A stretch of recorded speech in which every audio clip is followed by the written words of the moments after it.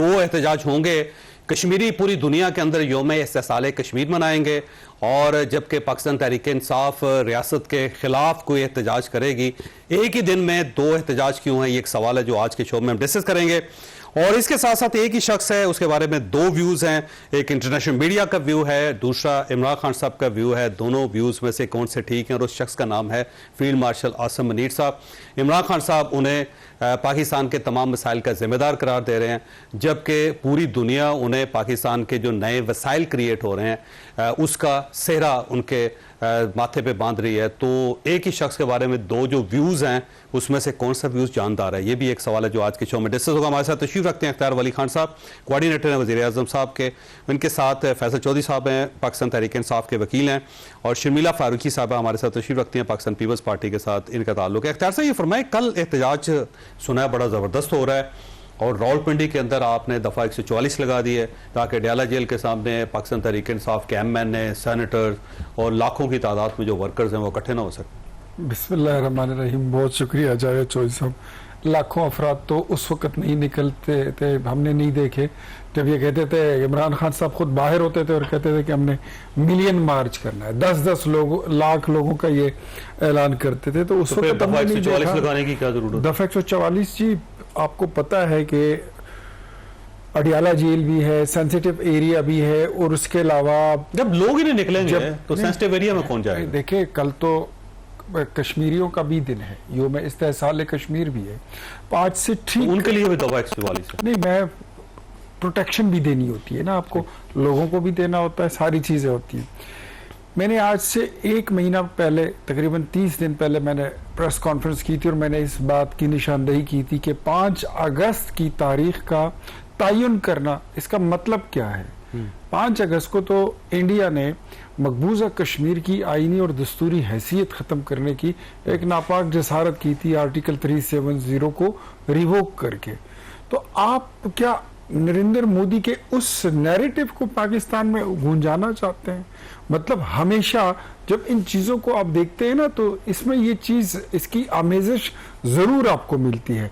अब चाहिए तो अपनी हुकूमत में भी इन्होंने यही किया था, जब वो रिवोक कर दिया गया था तो उसके बाद ये हर जुमे को कहते थे कि 1 मिनट की खामोशी, जमीन पे बैठ जाओ, और कभी कहते हैं ये योम इत्तिसाल कश्मीर जो है ना, ये भी इमरान खान साहब ने, उनका आइडिया था, उन्होंने शुरू किया था। ये सर, एक तो होता है ना ये कॉस्मेटिक ग्लास ओवर, दूसरी होती है ऑनलाइन शॉपिंग।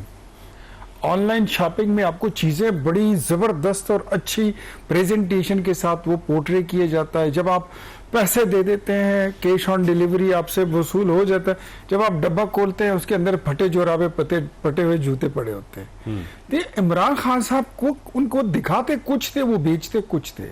ये उनका कमाल है, और उन्होंने बेचा है। तो कल किसी जगह कोई एहतजाज नहीं होगा? सर मैं बताता हूँ, खैबर पख्तूनख्वा में रिंग रोड से लेकर ये सूर्य पुल तक एक रैली होगी, और वो हर MPA, हर MNA और सेनेटर और वजीर मशीर पर कि भाई तुम 500 बंदे लेकर आओगे, भाई तुम 200 बंदे लेकर आओगे। वो इस मतलब एक आए हुए लोग होते हैं, एक लाए गए लोग होते हैं।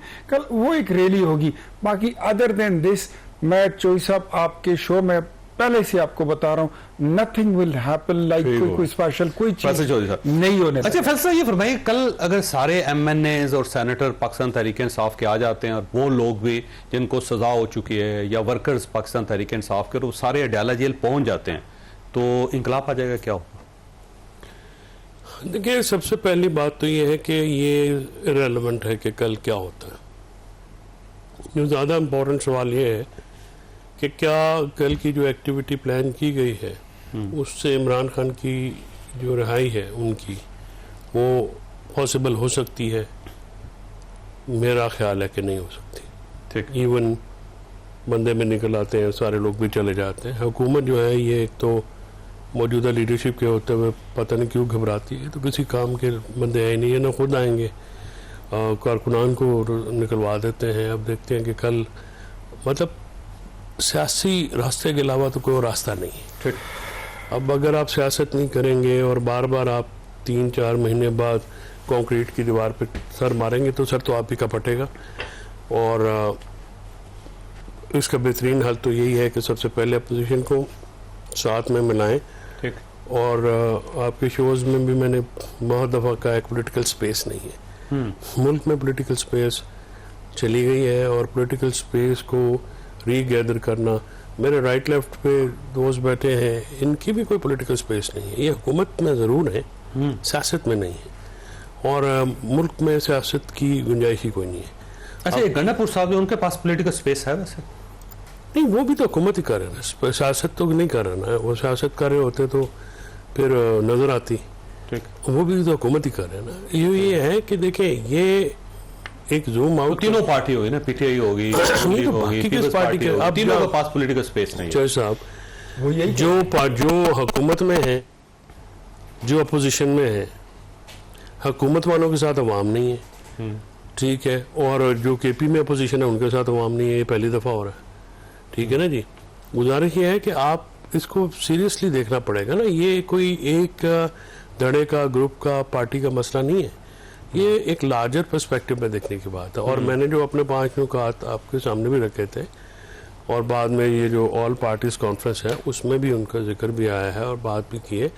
ये तो सबको मिलना पड़ेगा, और पॉलिटिकल स्पेस रीगेन करने के लिए भी अभी आपको इस्टेब्लिशमेंट के साथ बैठना पड़ेगा, क्योंकि इस वक्त इनके वजीर दिफा कहते हैं कि हाइब्रिड प्लस मॉडल चल रहा है। देखिए, हाइब्रिड प्लस मॉडल तो की कानूनी तो गुंजाइश नहीं है ना, वो तो एक अथॉरिटेरियन मॉडल है, और इनके वज़ीर दिफा के बाद तो ज़ाहिर है कोई तरदीद की गुंजाइश नहीं रहती। लेकिन वो कहते हैं मौजूद जो थे इमरान खान साहब थे इस सारे फार्मूले के, मौजूद उनके थे तो इंतहा पे ये लेके गए हैं या और लेके जा रहे हैं। हर आने वाला आदमी अगर आगे बढ़ता है, कल आपकी गवर्नमेंट आएगी, आप इससे 2 स्टेप आगे नहीं तो हमने तो बहुत सारी और भी मिसालें कायम की थी, हमने तो बहुत सारी मिसालें कायम की थी। शुगर माफिया के खिलाफ एक्शन लिया था, उसकी तरफ नहीं जाते हैं।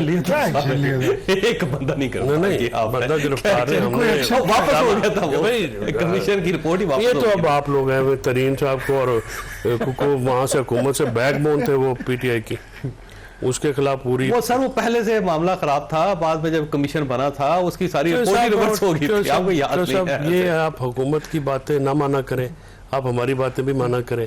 हमने हर जो मामला किया ये उस तरफ तो जाते नहीं। अब मुझे बताएं, गंदम स्कैंडल इनका है, शुगर स्कैंडल इनका है, खुर्दनी तेल का स्कैंडल इनका है, ठीक है, जितनी इन्होंने सड़कें बनाई हैं इस्लामाबाद में, सही बात, और टैंक करके इस तरह से लगते हैं, इस तरह से तो रेत के घर रौंदे नहीं गिरते जिस तरह से वो गिरते हैं। यानी जब भी अब बारिशें हुई हैं, पता नहीं किस तरह से। इस मामले में उस्मान बुजदार जबरदस्त आदमी था, उसने किया ही कुछ नहीं, नहीं वो तो उसके खिलाफ उस्मान बुजदार जैसे लगा के तो हम यहाँ पे पहुंचे हैं। फरूकी साहब, उस्मान बुजदार फार्मूला लगा के भी तो हम यहाँ पे पहुंचे। अभी भी तो पार्टी में कोई एक उस्मान बुजदार तो नहीं है ना, 36 उस्मान बुजदार लगे हुए हैं, तो इसी वजह से यहाँ पे पहुंचे हैं।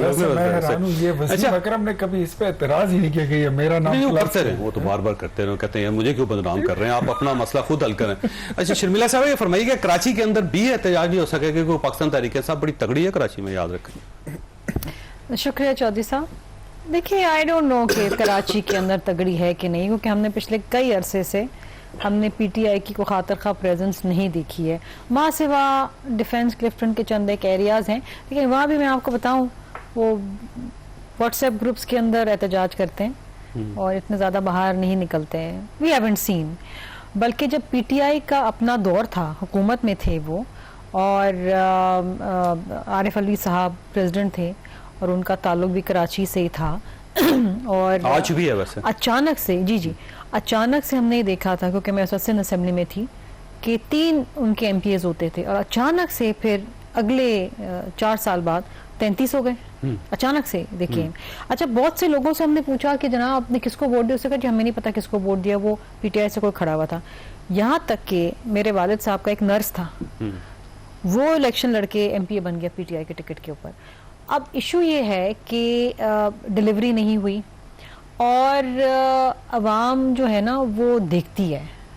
ये आप बेशक इसको ये नहीं मानेंगे इस बात को, लेकिन अच्छे बुरे वक्त में सैलाब तो मानने बात, ये कोई चीज नहीं मांगते, ये कोई चीज नहीं में तो पीपल्स पार्टी थी मेरा ख्याल में। देखिए, इनकी सियासत में आपको बताऊं क्या, एक तो इनकी सियासत है जारहाना, और ये एहतजाज करना, ये एहतजाज की कॉल्स देना, ये धरने की कॉल देना, ये इनका सर्वाइवल मोड है। अगर ये ना करें तो शायद ये बिल्कुल ही खत्म हो जाएं। This is a survival mode.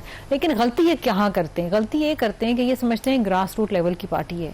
इनके जो वोटर्स है ना, वो मंझे हुए ग्रास रूट लेवल के सियासी कारकुनान नहीं है। ठीक है, वो बिजनेसमैन है। नहीं, बिजनेसमैन पढ़े लिखे की बात नहीं है, मैं किसी को पढ़ लिखा या अनपढ़ नहीं कहूंगी, लेकिन बात यह है कि सियासी कारकुन वो होता है जो वक्त के साथ साथ अपने लीडर को देख के वो एक जिसे कहते हैं ना भट्टी के अंदर वो सख्त बनता है। जैसे कहते हैं ना कि आप जब सोने को आप आंच देते हैं तो सोना सख्त होता है। पीपल्स पार्टी का कारकुन ने कोड़े भी खाए ज़िया-उल-हक के दौर से लेके अब तक। उनको पता है उसमें से मैक्सिमम लोग फोत हो चुके हैं। नहीं, अब उनमें से नहीं लोग बचे। मैं आपको बताऊं चौधरी साहब, बीबी साहिबा जब 18 अक्टूबर को कराची आई थी और जब बम धमाका हुआ था, ये एक ह्यूमन नेचर है कि अगर कहीं धमाका होगा, कुछ होगा, आप भागेंगे दूर। पीपल्स पार्टी का वो कारकुन है, वो जियाला है कि जब धमाका हुआ तो वो ट्रक के पास और भागे कि बीबी साहिबा अंदर थी ट्रक के, तो उनको महफूज करे और शहीद हो गए। तो ये वो कारकुन होते हैं जो वक्त ही लॉ से सेक के आगे चले होते हैं। इनके पास वो लोग नहीं है। अच्छा, मैं आपके पास एक ब्रेक लेनी है, आपका सवाल छोड़ के जा रहा हूँ कि इस वक्त तो पाकिस्तान तहरीक इंसाफ ने फैसला किया कि वो इस्लामाबाद नहीं आएगी, तो वजह क्या है? जबकि सब कुछ तो इस्लामाबाद के अंदर होना है। कहीं 26 नवंबर की वजह से डर तो नहीं गए कि कहीं दोबारा ना हो जाए? क्यों नहीं आ रहे? छोटी सी ब्रेक हो, ब्रेक के बाद दोबारा जरूरत है।